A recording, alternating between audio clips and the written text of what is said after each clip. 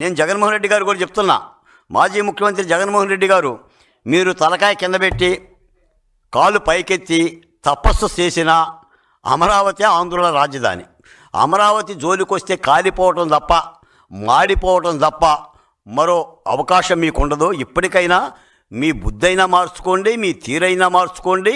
అమరావతి ఆంధ్రుల రాజధానిగా మీరు కూడా మీ పార్టీ విధానములు ఏమన్నా ప్రకటిస్తే ప్రకటించండి.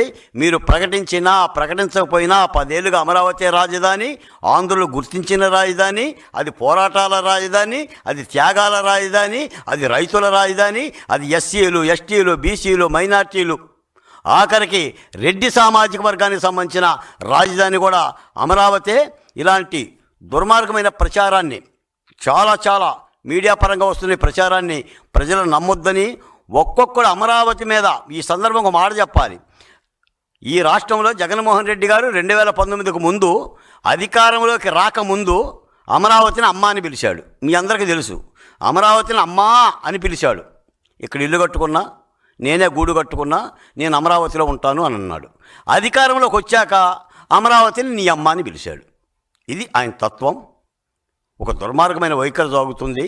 తప్పనిసరిగా ఒక అద్భుతమైన ప్రణాళికలతో దాదాపు 50,000 కోట్ల రూపాయలకి పైబడి అమరావతిలో అభివృద్ధి జరుగుతుంది. సిఆర్డీఏ భవంతి ఏర్పడింది, రాజ్భవన్ కట్టబోతున్నారు, క్వాంటమ్ వ్యాలీ వస్తుంది, బిట్స్